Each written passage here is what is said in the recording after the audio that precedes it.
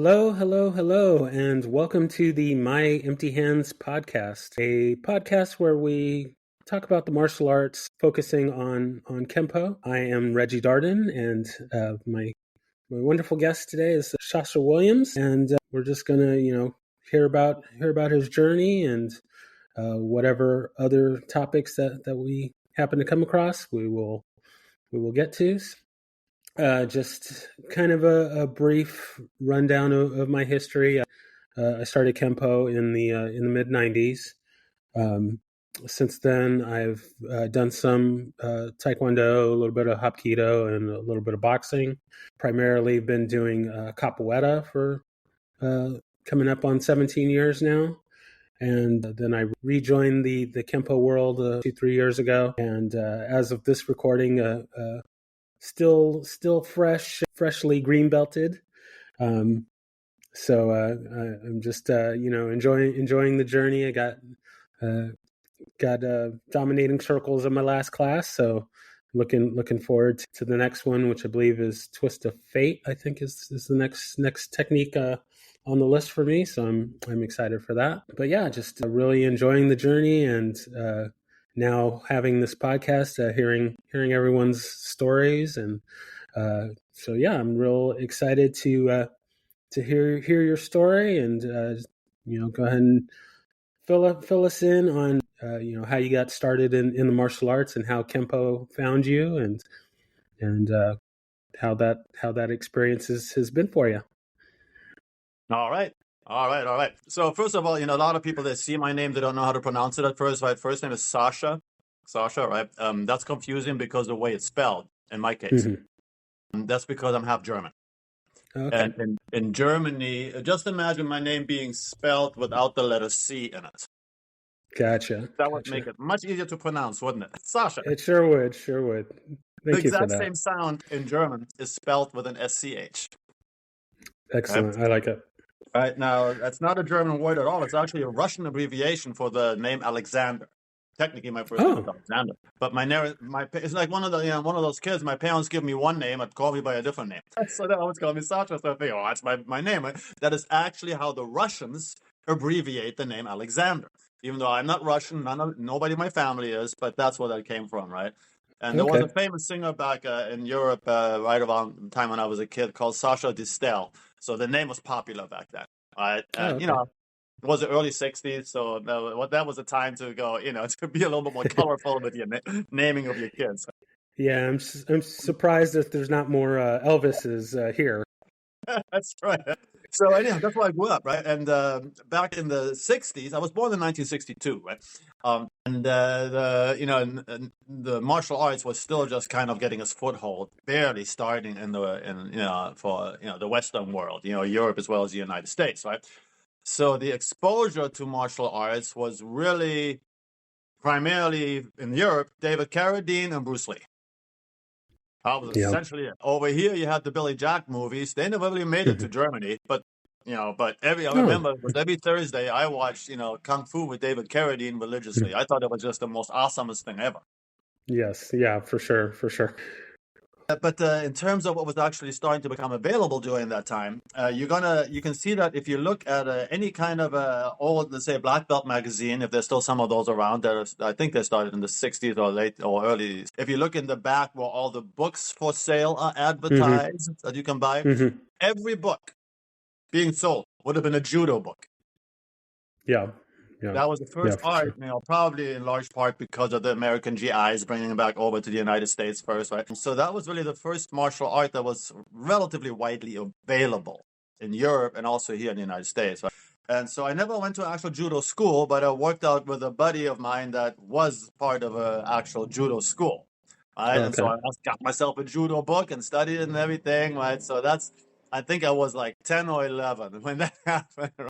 And then I continued to just look at literature that was available, but again, there really wasn't that much yet, right? So my intense martial arts training really started when I moved to the United States. That was in 1978, I think, 78 or 79, I forget right now, right? Came over here and had the opportunity to study Kempo. I didn't really know what it was yet. The place where I started studying was actually in Santa Cruz, California, under one of Mr. Parker's first generation black belts, not very well known, Douglas Gavin McLeod. Okay. Very good street fighter. Not a great representative for proper conduct in the martial arts. Derek said it well. He would literally intentionally get into fights, hang out in in nightclubs and that kind of stuff. So during that time, that wasn't that unusual. Right? Yeah. If you look at the honest history of a lot of early martial arts in the United States, it was a little bit more crude, let's say, than what is nowadays, right?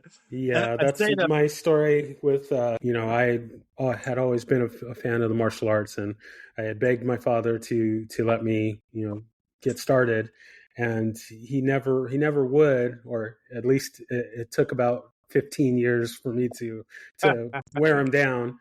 But his story was that, and I can't confirm this. Internet, don't beat me up. But he claimed that he used to be a bodyguard for Muhammad Ali, and he said that kind of during that time, just as you mentioned, the martial arts were just really starting kind of to gain popularity in the United States and everywhere else. And he said that the other guards would talk about, oh, well, I'm learning this karate stuff and I can like rip a man's heart out and kill him with one blow and all of these sorts of things. So right. That put a bad taste in my father's mouth about martial arts. So it took years of incessant begging for him to finally let me start training. So.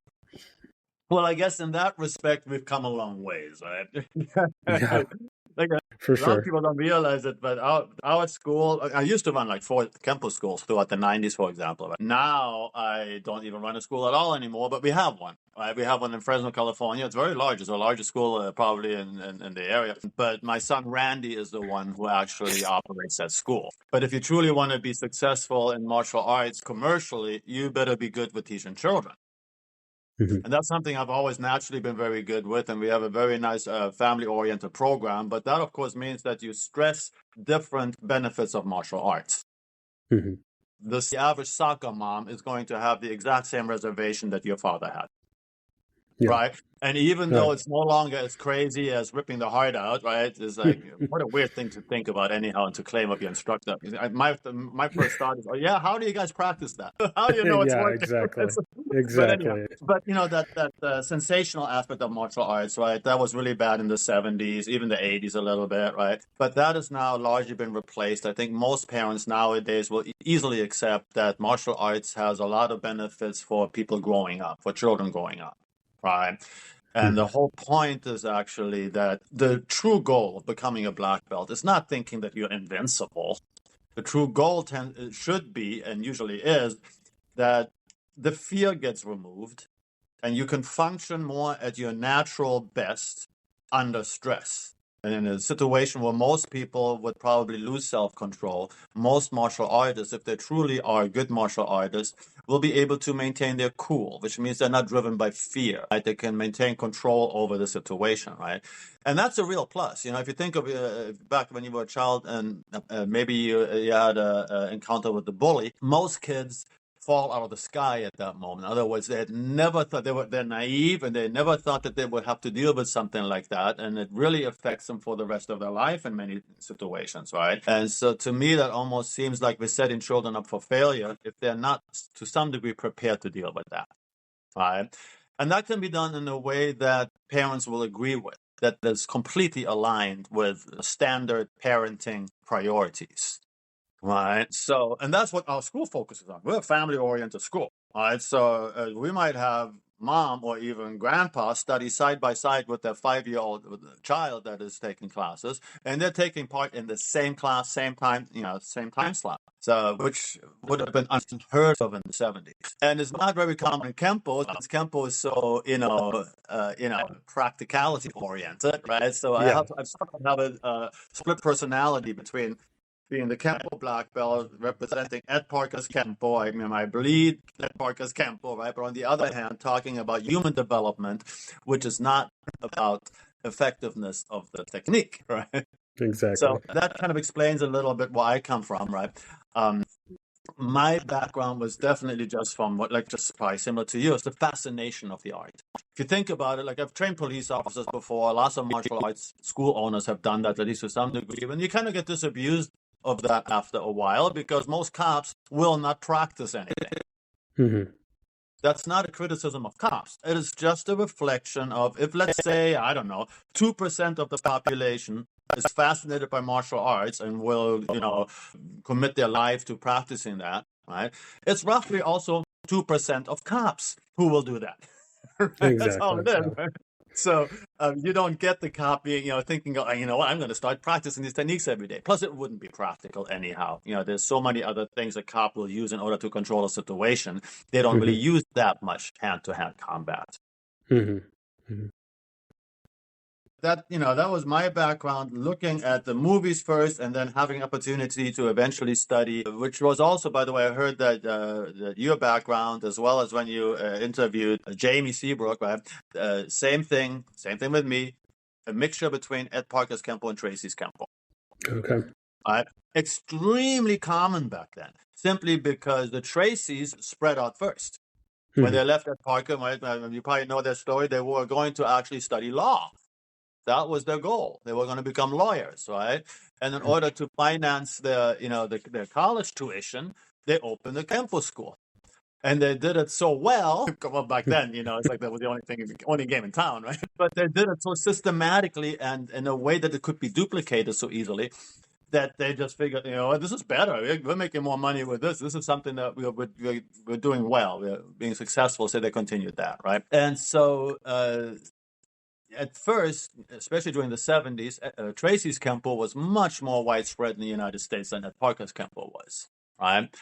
And then that changed when Mr. Parker started writing all these books, right? And the books really didn't come out until the 80s, right? So I sometimes feel, I'm very grateful towards the earlier generations of, people that studied with Mr. Parker before I did. I sort of had I'm in a unique situation, and I had a unique benefit because I studied with him most heavily between 1985 until he passed away in 1990. Before I ever took a lesson with him, I already was a black belt, right? But, I owned a school since 1984. I ran a school in Salinas, California. And that was a really good, entry ticket to get taught directly by Ed Parker, right? That was valuable for him, man. So, when Mr. Parker started, doing all these books, some of the old timers, not a lot, but some of the old timers started probably getting a little bit nervous because even though they've been around, like possibly in the 60s, for example, right, they didn't have the benefit that I had in the 80s, right? The journals were, already complete. He was updating a new set of journals. He had all the infinite insights into Kempo already printed up, right? So, and I was an avid reader. I love reading. So when those books came out, I memorized them. So that was great. But it did catch some people off guard. You can imagine being with Mr. Parker and, I don't know, until 1975, and then you move to the East Coast to open a school. And then 10 years later, you find out that he did a lot more and continued on developing the system and changed things and printed up more stuff. And you should have continued your lessons, right? And back then, it wasn't like it is now, as you probably still remember. You're old enough that we couldn't be on video like we are right now. Yeah, exactly. It was not available. Right? So it would be, can you have money for a plane ticket? Right? Exactly. And even then, how often are you going to be able to do that, right? So I came into Kempo, I think, at a really, really good time because I had those benefits, besides the fact that I live in the same state as Mr. Parker did, right? So it was like a 4-hour drive from where I'm at, right? And that was very beneficial. But I studied first in Santa Cruz, California with Douglas McLeod. It was a really good experience. It was a very intense school in terms of really making sure your strikes worked, right? The one thing that I think we have to be aware of in Kempo, because I did hear you mention that you also are doing the podcast in part to unite Kempo more, which I think you will probably achieve. Right? It's an inevitable consequence if you are neutral the way you are, and if you conduct yourself as so somewhat as a venue where people can get together and be accepted for the ideas that they share, right? And well, one of the things that I think is at the core of that is that we need to work together on making sure that Kempo can survive, right? And that's a subject. I don't want to go too much off subject right here, but there is a common issue that we all have in Kempo, I think, from my view anyhow. You can see in everybody's journey through Kempo the same development that we saw throughout the decades when Kempo was introduced here in the United States. Meaning, what's your first reaction when you see a Kempo person if you've never seen it before? And then if you start studying it, how do you view that same system 5 years later, and how do you view it maybe 10 or 20 years later, right? Because that changes, right? Yeah. And for a beginner, especially back then when there was no other martial arts around, I think the most impressive thing about Kempo was how many times we can hit our opponent in very little time, and in a variety of targets that were previously never even considered as being targets. Right? Exactly. Prior to the martial arts, we had boxing or wrestling, right? We never even thought of kicking somebody in the kneecap, right? Or right? So, or if then it was considered a cheap shot, and you shouldn't be doing it, right? So Kempo was the first system who literally kind of introduced not just the United States but the world to this idea of we can have a great variety of different strikes. Inward, outward, upward, downward, right? We can hit the opponent in a great variety of different targets, and we can do it multiple times in a row. We can have long sequences that are just like a machine gun in a way, right? And that was probably the first thing that really impressed people, especially if they saw it Parker, right? Because he could do it with speed and power. Oh, yeah. But that's not the main strategic advantage that Kempo offers. It is an important aspect of the strategic advantage, but it's not enough. And it's actually what could cause Kempo's downfall. Because the problem with, and Mr. Parker addresses, you've read the Infinite Insights into Kempo? It's still working on those. Okay. No, I haven't got through them yet.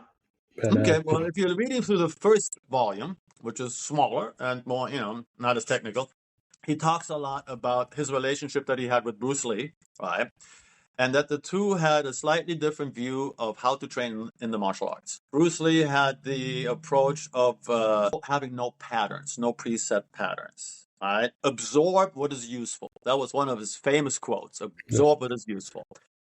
And Mr. Parker's counter to that was, okay, but to get started, that doesn't work. You have to have a pattern you have to follow. Mr. Parker, in the Infinite Insights into Kempo, he makes an example of a construction worker. There's a picture, a drawn picture. I think Edmund might have drawn it. A construction worker with a helmet on, those plastic helmets that they wear, right? And coming home because he wanted to play the piano. So he would come home and hit the keys for 8 hours. He didn't play music. He just hit the keys, right? So he was at the point Mr. Parker was making, extremely hard worker, but without a system to follow, all that effort was completely in vain. Well, that can happen in Kempo very easily as well, right? And so Bruce Lee and Ed Parker had this discussion about this, right? Bruce Lee already had traditional training, though. So he was almost like you could compare him to a person who had studied a few different martial arts and then said, I'm going to take everything that I've learned so far and now learn to freestyle with it more and use what is most useful at a time. For him at that stage, it made sense. For a white belt starting out, it does not make sense because what do you mean absorb what is useful? What do I practice on? What? So we have preset techniques, obviously, right? You're memorizing all those techniques in Kempo, right? You just were talking about right the green belt, the brown belt techniques you're working on right now, right? So the issue is that, in my view, we have a perception problem in Kempo. Right? We do now. Back when, in the 80s we didn't, and when the Perfect Weapon came out, that was awesome, right? And it really showed Kempo in a good light, right? I think Jeff Speakman did a really good, job with that, right? But the problem that we have with memorized technique sequences and doing the strikes on partners is that it doesn't train perception all that much. It takes the stimulus away from each strike. Excuse me, I have a little cat right here that wants Oh, to no play with problem. my choice coin. No problem. So, so let's say you're doing 5 swords, right? Against the right Hmm. roundhouse punch, right? Well, you should assume with every technique that after your opponent throws a first punch, he will immediately throw the second punch. And every Ed Parker technique is designed to deal with that, right? In 5 swords, it's actually, the check at first, you got to protect your face, so, with your rear hand, so that way the guy can't just knock you out with the other, with his left punch, right? But Hmm. when he's attempting to throw a left punch, he's walking into our hand sword. So Exactly. the hand sword is more than just, look, there is an available target and I can hit it very quickly. The hand sword is, there's a stimulus that I need to take care of, and because he's coming in with the second strike, that's why my hand sword is a superior strike. You could go and just do a rear hand punch. That's more forceful. But then you're punching him while he's punching you. Yeah. Right? So Mr. Parker designed the techniques with one idea in mind that most people are actually somewhat unaware of, and that is highest probability of success. Highest probability of success. In other words, we always have to consider that the opponent is still fighting. Every step of a technique, he's still fighting us back, right? So most people will understand in Kempo. Most people that have studied Kempo to at least your level, somewhere, let's say blue belt or green belt, something like that, maybe brown Hmm. belt. They will usually understand the concept of striking in a way that it checks the opponent, meaning that it prevents the opponent from doing whatever is available to them, right? But it's not done nearly enough. So we do get criticized. If you think of it, listen to the criticism that we in the Kempo community receive from people that maybe mix Kempo with other martial arts or just come from another martial art. They will criticize us for 2 things, usually. One is our strikes are too weak. That's really just, with some people that's true. Hmm. But in general, that's just a misunderstanding of how we develop power, Hmm. right? For example, many people don't understand the proper body alignment, the proper timing, not realizing that, our travel is shorter, but there's much more backup mass behind it. So that's just more of a challenge of how are we going to demonstrate that to the public. It's hard, right? You have to Oh, really yeah, be good very, at very it. much so. But the other misconception, or the other criticism, I should say, is that, Kempo only works if your partner cooperates. And that's kind of our fault for not showing how, the techniques will take care of the second strike and third strike. Hmm. And again, that's it's a logistically difficult thing to do because, in class, are you really going to keep on always running into your partner with the second punch every time he does 5 swords on you? You're going to walk right into his next strike. So after a while, you kind of say, okay, I give. I know that I'm not going to succeed with my second punch. So why even do it? And we get into that habit, right? Yeah. And then that's what people observe. And then they go, that doesn't work. That only works because the guy is stopping. It's a statement that comes from ignorance, but it's a self-imposed ignorance. It's ignorance imposed by us, right? We are not that good at showing how Kempo takes care of those things, right? Hmm. And so that is, an issue that I think we all can work on quite a bit more in order to unite as a Kempo group. Because what are we uniting for? I would suggest the first thing we should unite for is not just to have friends, but is to survive and help Mr. Parker's system to survive, right? And so that means we need to affect public opinion. So now I don't know how I got to here from studying under Douglas MacLeod. No, I like it. I like that. I like that perspective. I think in the Kempo community and outside, there is those criticisms coming from not understanding what not putting those things out for people to understand. And there are different reasons for kind of not showing all of our cards, so to speak. But yeah, I think that's important inner reflection that we need to do versus just fighting. Oh, well, Ed Parker said we should do it this way, and no, we should do it this way, or no, we should have these many techniques. Like, let's not waste time on that stuff. Let's Right. Yeah, focus it's kind of on irrelevant, spreading right? the art. Yeah. Absolutely, absolutely correct, right? But it has the age-old problem of just like when you learn a language, you can learn a lot of words, you can learn a lot of phrases like they do in high school when they teach you, a language.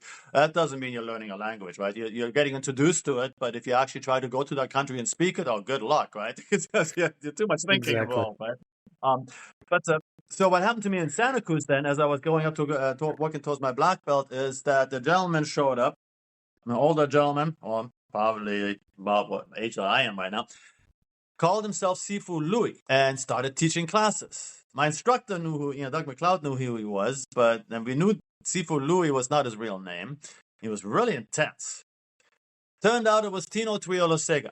Oh, very nice. So I happened to be lucky enough to be in his class. It was over a year that I was in his class. So there was only I think 12 of us in his class. So. And the interesting side story to why he was there, and people say there was a hit out on him and all this kind of stuff. Here's what actually happened. At least I'm going to give you one different view of that. One of the guys that studied also with Douglas MacLeod was David Ray. I don't know if he still studies or not, but I knew him and he taught me some techniques early on, right? He was ahead of me in belt rank. David Ray went to high school with a lady, I believe it was Adele was her first name, the woman that eventually was married to Tino Tuiolosega. Okay. And had his kids. She was from Santa Cruz. She grew up in Santa Cruz, and that's where then, Tino Tuiolosega ended up. So my theory is that was the main reason why he was there. But, stories get exaggerated and get changed and such things, right? And so that was my path towards, getting to my black belt. And then as I got my black belt, I opened a school together with Douglas MacLeod in Salinas, California. That was 1984. And make a long story short, I was running the school while Douglas MacLeod was showing up every once in a while. Yeah, I can relate to that in my capoeira journey. I basically ended up inheriting our group, our school, in that the head instructor had a habit of, come summertime, he would just disappear and not call, not tell anybody who's running class. And so, I would show up to class and we would all kind of stand around looking at each other. And it's like, okay, well, who's leading class today? And it was me and another guy that had, there was another guy in the class that had more experience in capoeira than I did, but he was not interested in the teaching side. So he would most of the time just not be interested in taking over the class. And me at the time, I had only been doing capoeira probably 6 months maybe at the time, maybe a little bit longer. And since he wouldn't step up, I would just take some of my Kempo training and, some of the drills and stuff that we would do. I would just go, okay, well, I don't know a lot about this capoeira stuff, but, I do have a little bit of Kempo in my toolbox. So, we'll just do, Kempo drills and it just kind of, as we kind of went along, it was just more and more I was, leading the class and just kind of went from there. Oh yeah, for sure. To be an instructor, it's nothing like it. I think by far the best Kempo people are the ones who also ran schools or clubs and were teaching all their lives, right? You can use your students sort of as like guinea pigs, right? And you can work out with these students, right? So opening the school in Salinas did something similar to me. First of all, I was teaching all the time, but also it put me in direct contact with Ed Parker. Because I'm the one who's doing all the orders and everything and talking to him, right? So then that led me to Mr. Parker's doorstep, right? And that to me, it was sort of like a kid in the candy store, right? Especially because shortly before that, I think when I was just barely a green belt or brown belt, I saw the old movie with that Parker. Right, well, he's one of the 7 assassins, right? And the fighting scene he has with Tino Tuiolosega in the high-rise building where he throws Tino out the window, right? So I saw because back then we already had cable TV. I don't know if you remember that, but it was in the early 80s, right? And then to be able to actually study with both of them, to me, it was almost weird, right? Especially just coming from Santa Cruz and then going to Salinas, those two towns are like, an hour away from each other. And then, of course, I didn't study in Salinas with Mr. Parker. I had to drive to Pasadena to do that. But still, to be connected like that, that was something that was. I'm very glad that happened because it opened a lot of doors for me. And then I went out on my own. By 1987, I had my own first school, and then I opened a total of 4 schools, which I ran throughout the entire 90s. Right, and then in the 2000s, I started closing some of them down and just focused on the Fresno school. And I still teach 4 days a week at the Fresno school, but I only teach the brown and black belts, the advanced class, right? Because my son Randy, who's now 30 years old, is first of all, he's a really, really good Kempo black belt. He's probably in my lineage second or third most qualified instructor that I have, even though that's not an 8th degree or anything because of his age. But he started when he was 10 years old, and he never missed a day. And this is not an exaggeration. He never missed a day, right? So he's been working constantly. He does, he teaches all the time right now. He runs a school. That's where he's at right now, together with my wife, Renee. They are running the school right now while I'm actually at the house right here talking to you. Oh, very nice. Very nice. And I do because, one of the things that I do in order to help Mr. Parker's system to preserve it is to make it available online quite a bit. So I have students in different countries. I have students in Mexico. I have students in South America, like Venezuela, for example, or Chile or Peru, and a couple other countries. I have students in Europe, from Italy to Spain to Netherlands. So I do teach quite a bit on Zoom because Zoom has made that possible, right? And one of the things that I'm committed to is to teach Mr. Parker's system without altering it. Now, that doesn't mean I'm a traditionalist. What it means is that Mr. Parker worked what it means to me is that Mr. Parker worked his entire life on refining his system.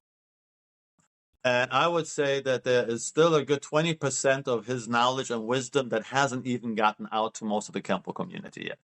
And so what happens, it's an inevitable thing that will happen, is that somebody has learned all the material, but they're on the first phase of memorizing it. That's the first thing you do, right?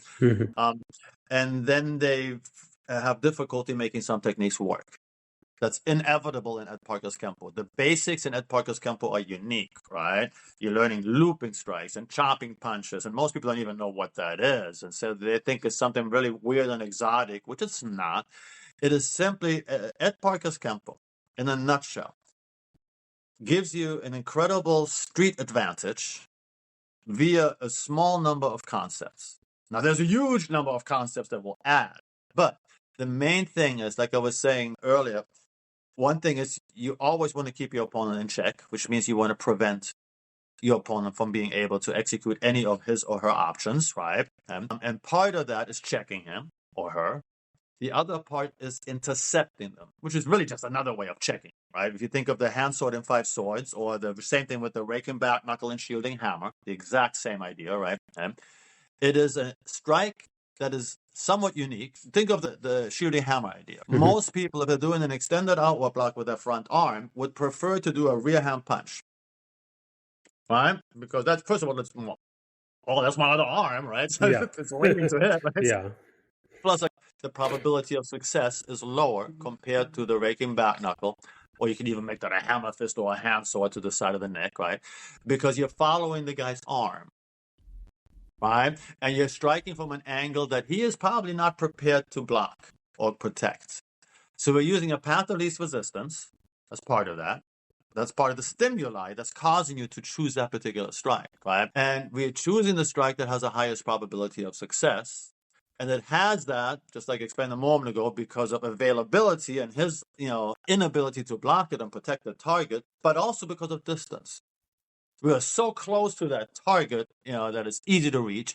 It is easy to strike faster with our rake and back knuckle than what he can with his second arm, right? So really good interception. So Ed Parker's Kempo is probably the prime example of getting a strategic advantage by knowing the best counter in any given moment, right? And that's what you usually want to look for in your techniques. How you understand one of Mr. Parker's techniques when you can answer the question, why is this next strike the best strike? And it should always have those qualities. It should always be, it should be intercepting anything that he has available to strike with. It should be preventing him further, maybe like a body manipulation. And you should be able to do it without looking. That's what most of the Kempo community misses, that part. Yeah. This is a multiple attacker art. My chances of surviving a multiple attacker scenario are 0 if I don't see the next guy coming. Oh yeah, for sure. The idea of being able to scan my environment briefly while I'm hitting is extremely valuable and a very, very, a great strategic advantage. A lot of Kempo black belts have never been taught that. So then they go, you know what, I don't like this technique, let me change it. Because they often don't understand that that particular strike has that purpose. So now they're changing the technique without those concepts present.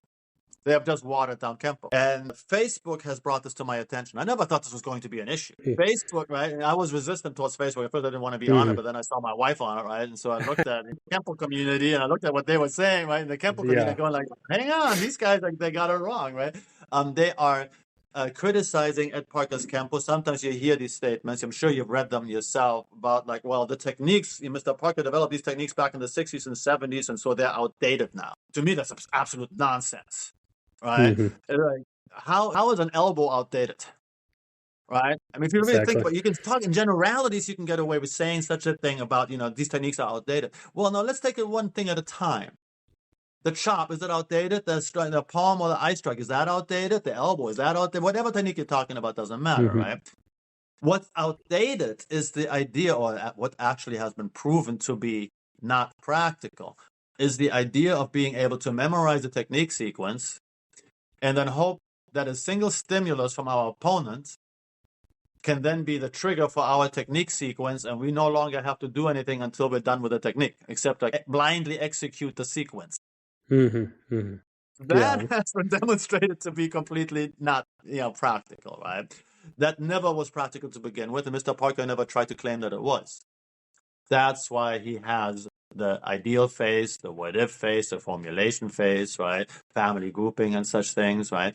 So unfortunately, those types of training are not prevalent enough.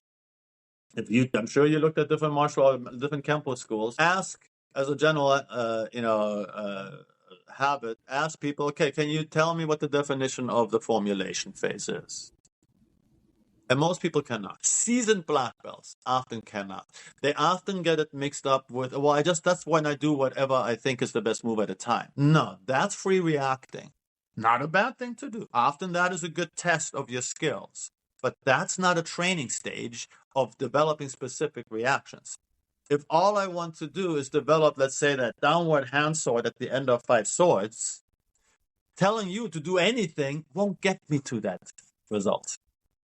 Now, if I tell you, attack me with, let's say, right punches, left punches, I'm just going to block and hit you with single strikes or sometimes double strikes, but every once in a while, bend over, like you're going to tackle me or something, so that I can see whether I'm ready to down, I got to move for that. I got that downward chop I could use. Or I could turn it into charging ram and hit you with that left outward heel palm parry, right? Just before, right? They're very, very related, right?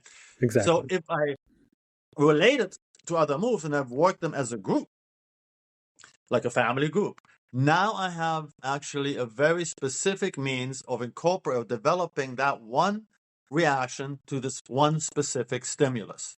You bending over, presenting different targets, which would surprise most people, but in practice we can use it, right?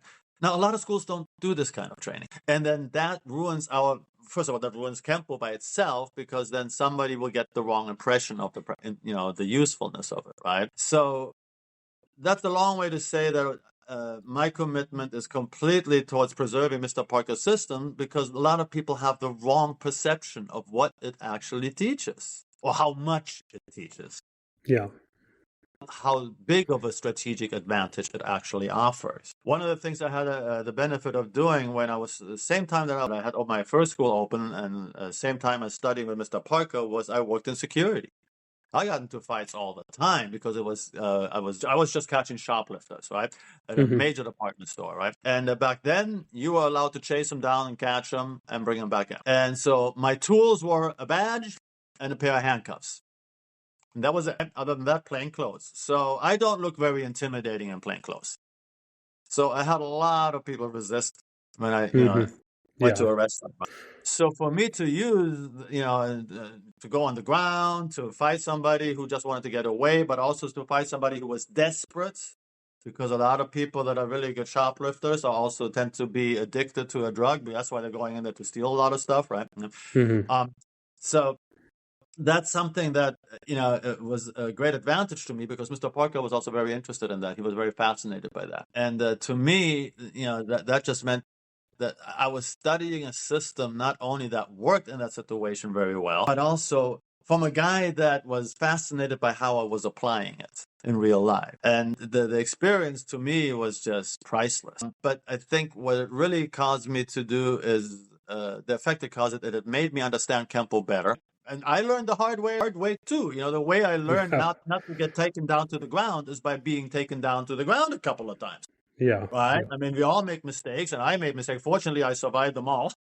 But it's kind of like doing a point fight, right? There's certain things you don't think about, and you make a big mistake in a point fight. And if you're lucky enough to have filmed yourself, you look at the video afterwards and go like, I can't believe I fell for that. And then that's when you learn. That's the last time you ever made that mistake, and that's how your experience grows. Right. From that point on, nobody can ever set that trap for you again because you know how that feels like, right? Exactly. So that's really those are some of the things that motivate me to really preserve Mr. Parker's system, only because I see how many people have difficulty to fully grasp the potential of Ed Parker's Kempo. All right. I know that you guys were discussing when you were talking with Jamie Seabrook in his podcast about the influence of Gracie Jiu-Jitsu, right? Or grappling in general, right?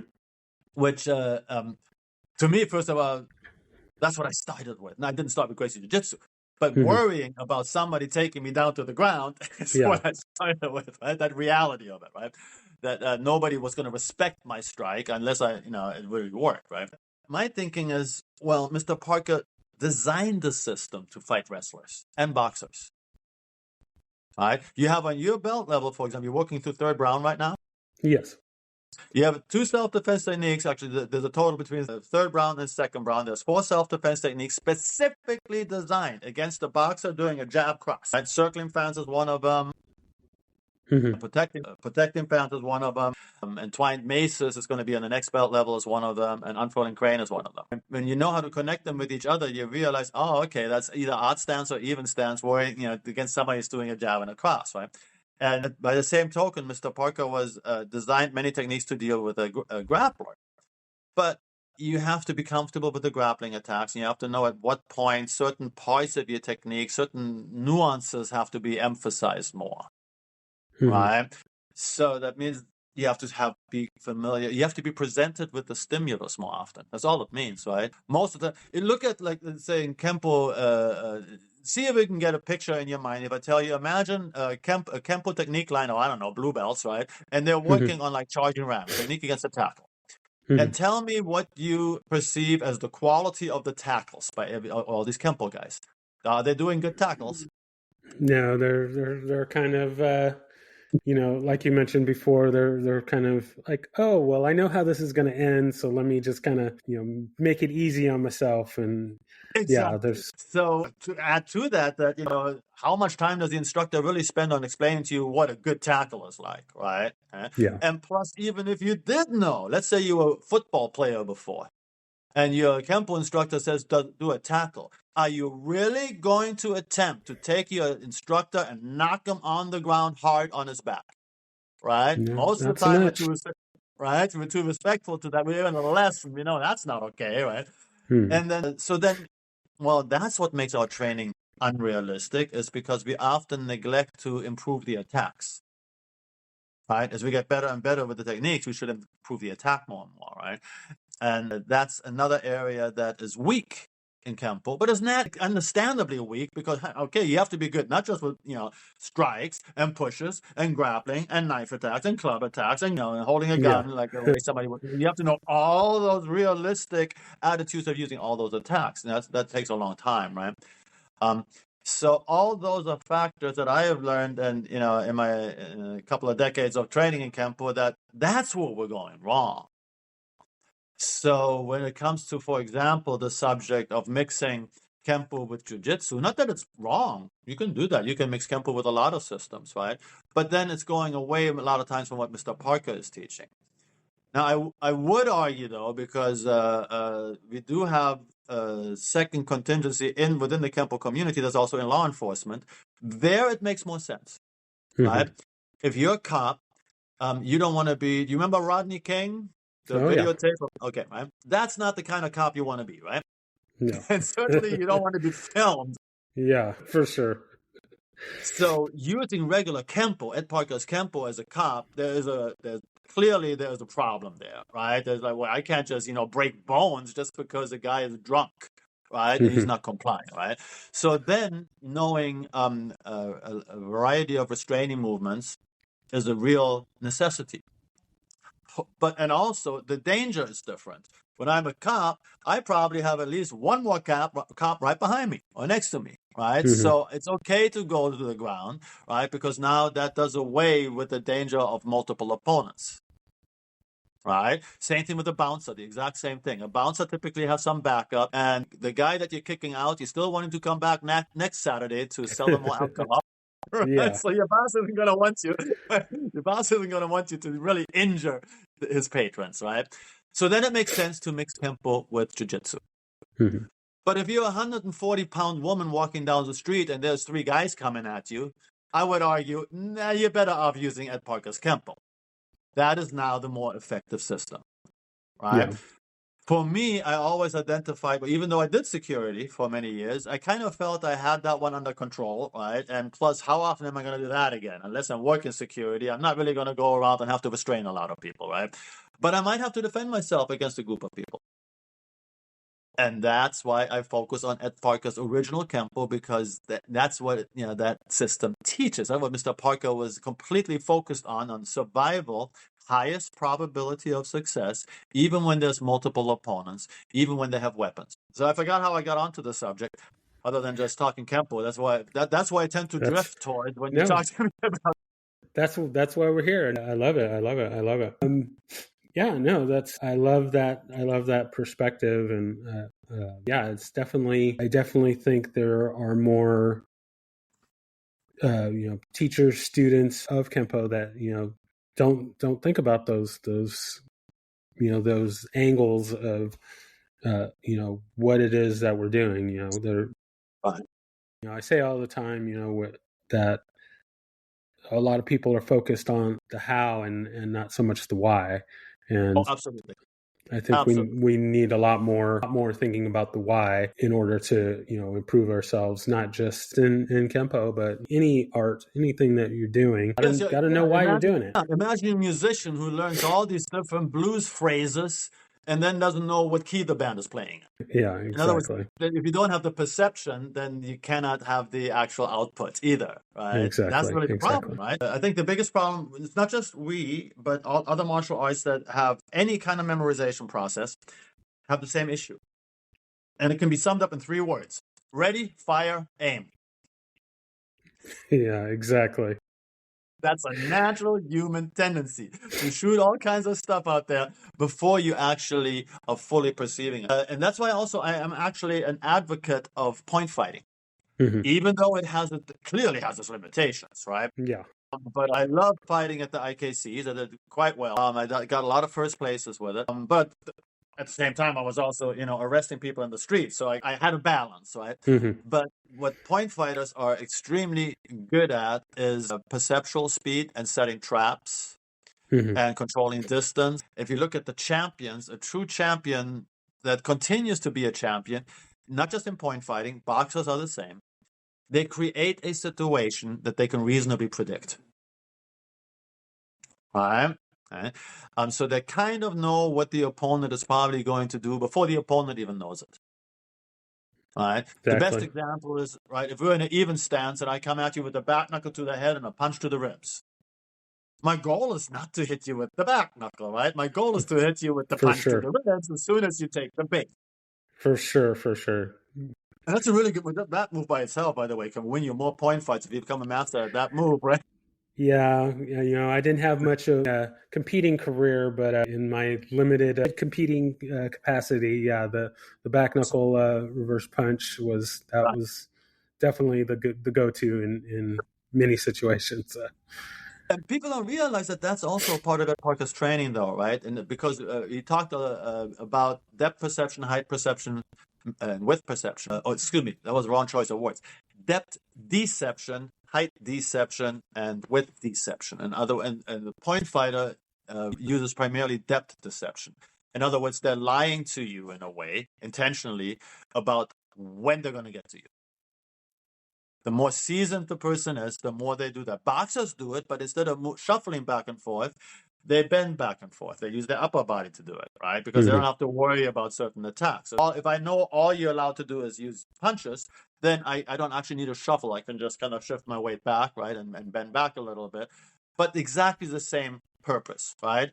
I'm going to make you think I'm coming at you, then I'm going to make you miss, and then I'm going to hit you, right, when you went for the bait, right? But again, it's perception. Right? There is a deception, of course. I'm going to trick you to make you think that I'm hitting you on 3, 1, 2, 3, and I'm really going to hit you on 2, or some, variance of that, right? So that's your first level of control. In other words, the first thing I can do before we even touch is make you hit at my ghost image. Mm-hmm. Right? And that's why I think Mr. Parker named it that, ghost imaging, right? And most people in Kempo would be aware of ghost imaging in terms of width deception. That's how they got that concept explained, like the idea of turning your body very quickly and slipping off to the side, let's say reversing maze, where you move your back foot up the circle, right? That's a really easy way to explain to a Kempo person what ghost imaging is, right? But because you want to find out, can I really set up a situation that, can I set up a trap for my opponent that they're just going to walk into because of the human tendency of ready, fire, aim? Exactly.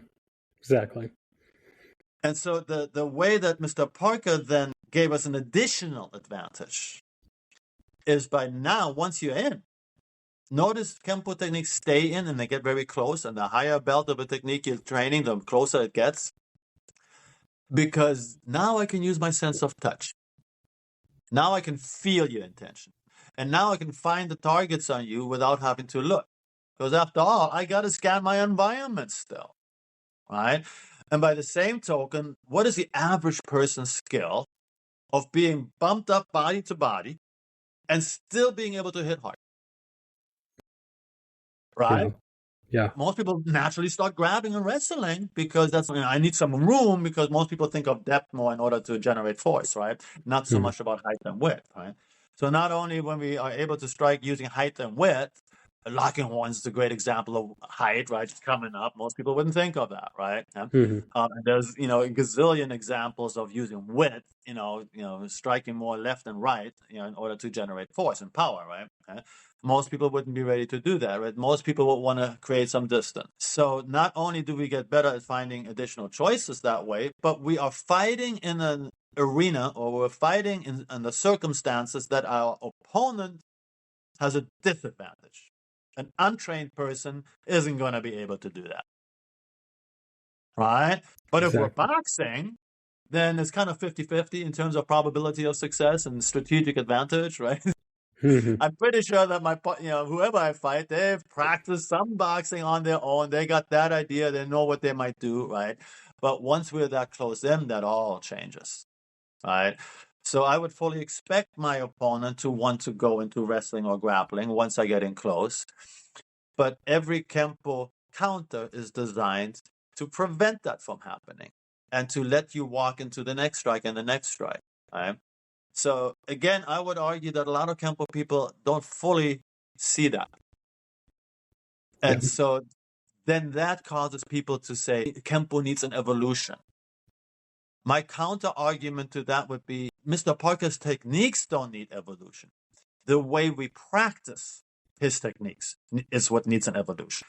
The memorization was the first step, so you know what it is that you're supposed to be practicing. Mm-hmm. But you cannot develop spontaneity in a vacuum. In other words, I cannot practice a single strike in terms of spontaneity. I can practice 2 strikes or more and switch and decide, in other words, I could come at you square on, I could come at you sideways, and you can now practice what the best strike is for each one of those 2 scenarios. And that would be the first time you're working mental speed, if we're taking a step up from working the ideal phase, right? If you know how I'm going to come at you before I come at you, you don't have to make any decision at all, right? That's where Kempo is at, right? So, but that's not just Kempo, yeah?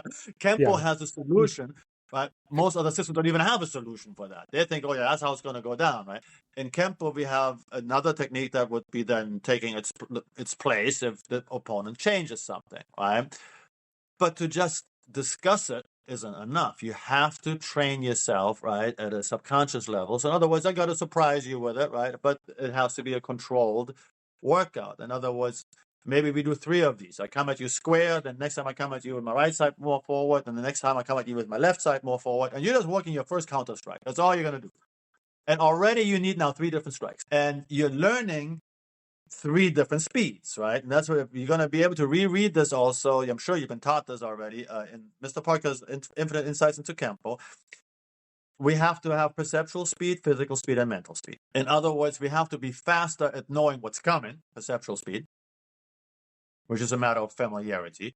If I've never seen a tackle, I'm not going to react early to it. If I've never seen a roundhouse kick, I won't react early. So that's just the more familiar, the more often you're throwing a roundhouse kick towards my head, the sooner I'm going to start reacting to it and recognize it, right?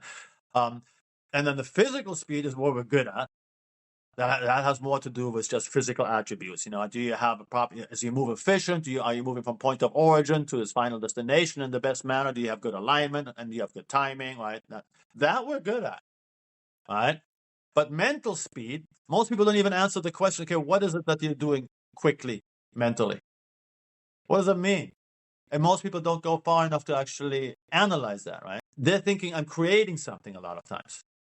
I'm coming up with something. Well, you are selecting. You are choosing. That's what mental speed means. Selecting more rapidly. Do I use A or B or D or E or F and so on, right? Mm-hmm. So that needs a specific practice. And it can easily become overwhelming. If I attack you in 10 different ways, you're not going to be able to remember all 10 different responses. Heck, I won't even be able to remember the 10 different attacks. That's too much when we're going fast, right? And that's too much. It's overwhelming. So then we often don't do it at all. But if we do just 3 or 4, then we can pull it off, right? And so that's a matter of having the right gradient and knowing at what point it becomes overwhelming and having a controlled means of practicing in order to then, bring a move from conscious knowledge, oh, I know what I should do, to a subconscious reaction, right? So memorization isn't going to give us that speed, right? It has to become a subconscious response. And that's the other area where the Kempo community can do a lot of improving, in my view, right? So that's where I come from. That's what I'm dedicated to. That's why I offer the teach Ed Parker's Kempo without having to change it, because my view is this. Well, before you fix all these problems that we have in our training, before you go to some other system of martial arts, shouldn't you finish what you got? Mm-hmm. Yeah. Before you think of even more choices, shouldn't you get better at choosing between the ones you already got, right? Exactly. I haven't finished that process yet, right? Mm-hmm. Yeah. So, and so that's the area that I hope to influence the Kempo community and more. And I think I prioritize that a lot simply because I saw what happened about 20 years ago or so when I saw Facebook developing and social media developing and more people saying, oh, well, Kempo, Ed Parker's techniques need to be updated. His techniques are outdated. And I'm thinking, no. His techniques aren't outdated. You have not updated your knowledge of Kempo, right? There's more that you can do. You're probably guilty of the same thing we all were guilty of at first. You're memorizing material and then wondering why it's not working for you. Exactly. I know that's a lot I'm throwing out there, but I think the whole thing needs to be viewed as a package like that, because in the absence of being able to communicate that to the public, I'm not so sure about the survival of Kempo. And I think in some ways it can be very helpful to be simplistic, showing how this counter, this hand sword to the throat, for example, is faster than his second punch. And let's measure it. Let's show it, right? It's an arduous process, right? It's going to take a long time before we get to all the different strikes, but we don't have to get to everything, right? We just got to demonstrate like a bunch of different strikes and say, that's what Kempo does. It's ultimate interception. And at the same time, it is an art that teaches us to develop power in very short distances, right? We can be so close to our opponent and get powerful strikes, but not for the benefit of choosing our most powerful strike, but with the thought in mind of using the one that has the greatest chance of being delivered, highest probability of success. So that's why I stress those concepts a lot, because those are the ones people don't think about. All right. Does that make sense? Oh yeah, very much so. Very much so. As you can see, I can talk about this all day long. I could listen forever. So we'll definitely have to do a part 2, part 3, part 57 as we go along here. So to kind of head towards the finish line for today, I've got a few little fun questions here to kind of throw at you. So first one being, do you have a favorite technique? Well, no. And the simple, it would be the equivalent of asking somebody who's speaking or learning another language, do you have a favorite phrase? No, I need them all. And depending on the situation, no. If you give me an attack, then I can tell you a favorite technique. Okay. Given my starting position, right? If I'm in a certain position, you're doing a certain attack, I can immediately tell you what my favorite technique is now, right? But in general, no, I don't. Okay. I would say favorite concepts, and those are the ones I just talked about for the last half hour. I like it. Great answer. Okay. Do you have a favorite form and or set? No, I think my view towards that is, first of all, right off the bat, having seen the way Mr. Parker developed the system and having had access to his computer also after he passed away, right? Mrs. Parker relied heavily on me after Mr. Parker passed away, right? Which is also how I made myself enemies in the Kempo community, by the way, right? Yeah, so, I could imagine. I supported Mrs. Parker, not because I thought she necessarily was the best to handle it all, even though she did a really good job. But I'm thinking, well, it's either her or nobody. Yeah. Nobody's going to follow any one of the other choices, right? If she does it and she kind of kept herself out of the idea of trying to teach anything Kempo, she knew that was not her business, right? But one thing I noticed, the reason why I'm saying that is that, for example, nowadays people talk about long form 8. Mr. Parker never created a long form 8. Now, I know if I just say it like that, people will violently disagree, especially, for instance, Larry Tatum, who I respect a lot, right? He said, no, he showed it to me. No, he showed you the knife set.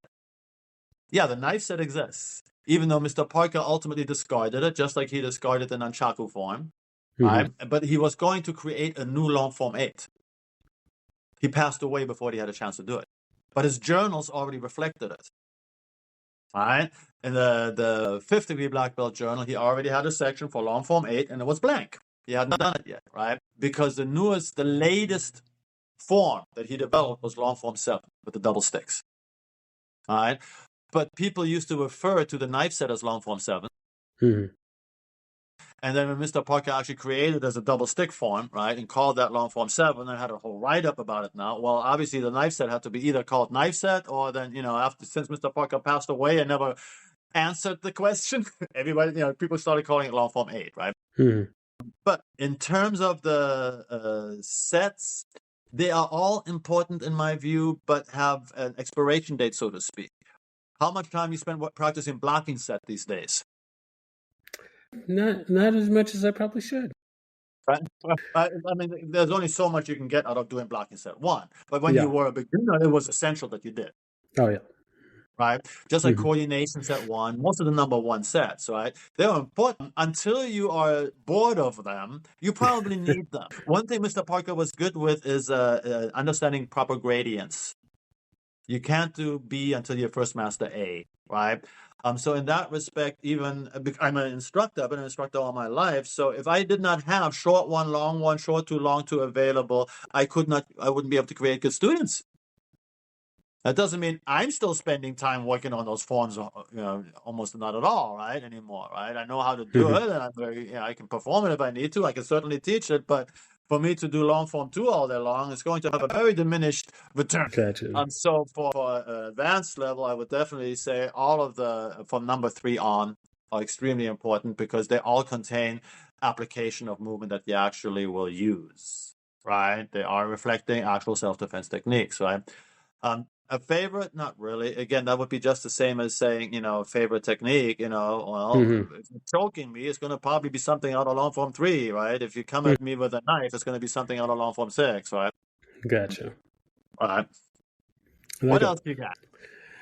So if there's anyone that you could train with, living or dead, fictional or non-fictional, who would that be? I don't know. Doesn't matter if they're still alive or not.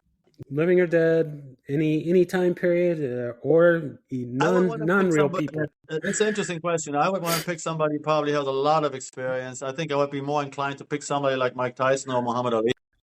Nice.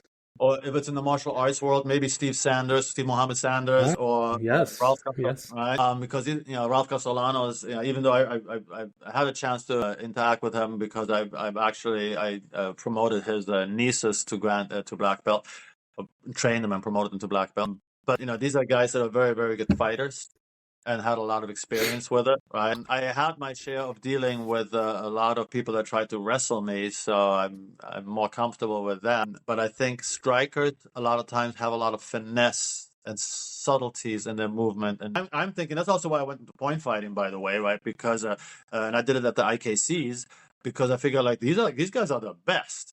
Right, and the pool of talent you have available, and how many people in the world do point fighting? Right? A lot. Right? So there is a high standard in terms of the skill you're actually dealing with. So that would be my best answer to that question. Yeah, I like it. Those are great choices. I love it. So then the final question, in honor of Ed Parker's love of humor and jokes and whatnot, is: do you have a joke you'd like to share with us?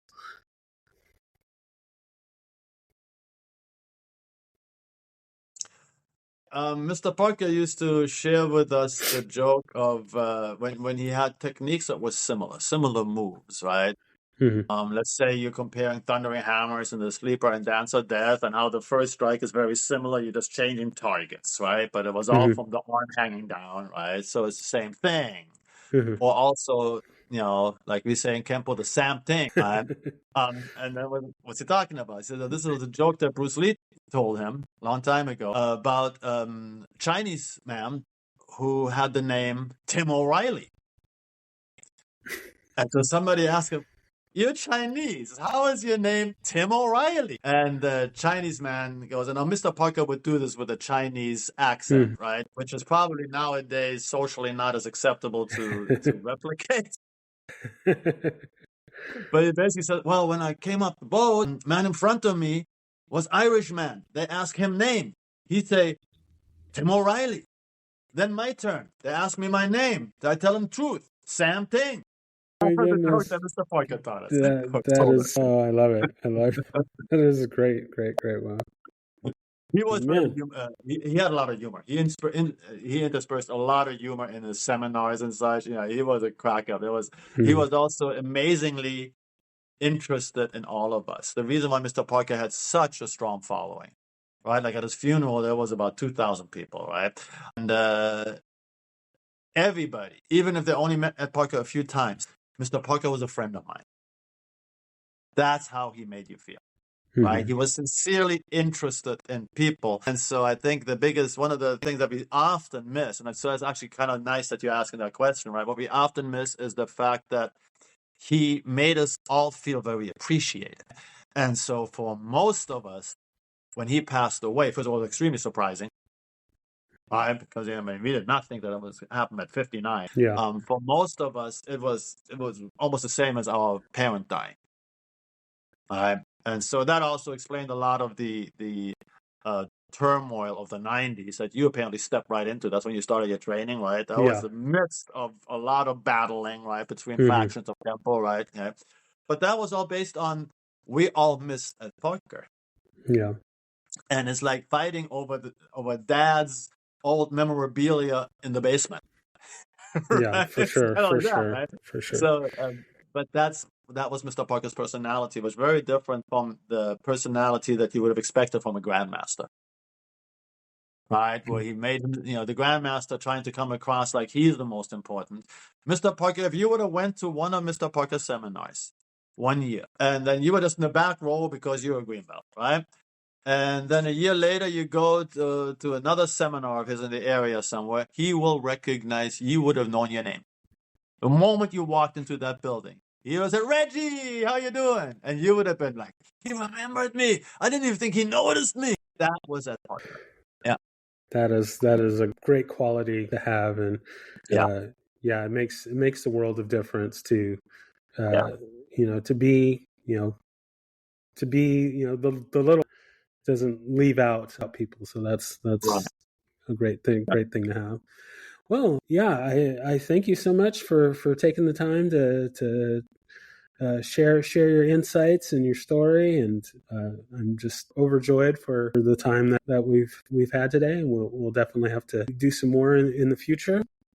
I would say that now we're at the part where time for shameless self-promotion here. So you can, this is your time to, if there's anything you wanted to bring up that we didn't cover, or anything else that you wanted to throw out there, this is your time for that. The most self-promoting thing that I can say is actually more to promote Mr. Parker's system in the first place, and that is that I'm completely committed to teaching Mr. Parker's system the way that he left it and when he passed away, right? Yeah, Mr. Parker made changes to the journals all the way until the last month that he was alive. And you can, if you actually have a copy of the actual journals, which most people have some, but not all of them, and most people don't know if they have an authentic version or not, right? I was in the a very fortunate position of not only having studied with Mr. Parker during the last years of his life, but also having all the materials directly from his computer, right? So, and by the way, Mrs. Parker chronologically saved copies in previous times. So when somebody claims, oh, I also wrote parts of those journals, we knew that to be a complete falsehood, right? That's not true, because then we saw the different versions and how he developed the journals more and more, right? So my commitment is to preserve the system in that way without adding my own interpretation to it, without saying like, well, I like it when we do this, when we change a strike right here, right? That's not what I think my true potential contribution probably should be focused on, because I am in this unique position. I'm not the only one, but the rest of the guys didn't do it. Yeah. There's a great tendency of like, well, I want to have my own type of Campo, and nothing wrong with that at all, right? Larry Tatum does a great job with that. He shows kind of like to the world how you can tailor the system and change it a little bit, and he's sticking to Campo while he's tailoring. He's not going and using other arts to mix it in, right? Yeah. So, but with me, I go like, I think the best service I can do to the world of Campo is there's always going to be new Campo black belts out there that are going to want to know, well, how did Mr. Parker originally design this? And that's what I'm 100% committed to help people with that. That's why I have people in different countries. I teach, you're just like the fourth session today that I'm dealing with, because I teach over Zoom, every day. Right? A lot of countries have different time zones, so I just do some of it in the morning, some of it at night. And I'm definitely receiving feedback from people that are thinking the same.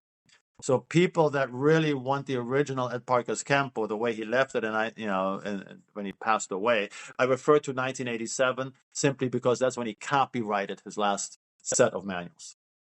Okay. Right? That's why it's referred to as 1987. Doesn't mean it stopped at 1987. It went on until December 1990, until he passed away. But the reason why I focus on that is because a lot of people want that. And there are people, and I believe that those people will contribute a lot to the survival of Ed Parker's Campo, because I can't imagine that there's not going to be more people in the future that go like, well, can I learn the original first? Even if I do want to change it, how do I know what to change if I don't know the original? Exactly. So that would be my shameless promotion of anybody who wants to participate in the survival of Kempo. Let me know, because I'm interested in helping other people do that. Because there's no way I can do that by myself, right? Mm-hmm. I can do a lot, but right now I'm heavily focused on developing a small group of people. I probably have about 10 black belts internationally that I put my time in because they are dedicated to practicing. Right? So I'm not the place to go to, like, well, sometimes like an association, because somebody Mm-hmm. goes and joins the association because they want to be able to have, you know, the name recognition, and they want to have the certificate on the wall, and they want to get their Mm-hmm. next rank. But they don't necessarily want to practice that much. I'm only interested in people who go like, I really want to know how the technique goes. Exactly. And I'm willing to Exactly. practice every day. Those people I help, right? And I will continue to help. And I'm doing that also with the help of my son, Randy. If he wasn't running the school all the time, I wouldn't be able to do it. If he didn't know the whole system, I wouldn't be able to do it, because I need somebody to practice on, right? He's not the only person I have, but he is probably one of the two best black belts I have in terms of knowing the entire system, right? Mm-hmm. So, and then I have a whole network, my whole school and everything that all makes all that possible. And my wife, Renee, helps making that possible, because right now, like I said, right now she's over there teaching and making sure we have not only a successful school, but in 5 to 10 years, we're going to have a new generation of black belts still that's going to, again, help us with that, right? So that would be my only thing. That's the only thing that I'm interested in nowadays. You know, it's really just, all right, you want to, you know, help preserve Mr. Parker's system, I can help you with that. If you're sincere and honest, right? To me, that's worth putting my energy in. I like it. I like it. Well, yes. Thank you again so much for your time. We will. I can't wait to get this out to the masses to hear. And yeah, thank you again so much for. You're very welcome. I think you're doing a really good thing with this, right? And so that's why I said right up at the beginning that, you know, I think that you are bound to create more unity. Because when you start listening to somebody else and hear their viewpoint, a lot of times you start agreeing with 90% of what they're saying. You start realizing you have a lot in common, right? Yeah. And plus, it does away with the social media tendency of becoming negative. Yeah. I know it's probably a lot of work on your part to make sure that, you know, you make a schedule available. And so I appreciate what you're doing very much. I think it's actually going to do a lot of good. So I hope you will continue doing that. Yeah. No, that's the hope. That's the hope. Yeah. And you know, the fact that you are in the middle of working towards your black belt, I think adds to that, because you can add a viewpoint that most people probably wouldn't be able to add. I would just say keep it up, and I want to, you know, let you know that I appreciate anybody who helps out with Mr. Parker's system surviving, and that, you know, you have a good way of contributing to that final goal. All right. Thank you so much. All right, thanks, Reggie. Have a good day. Bye.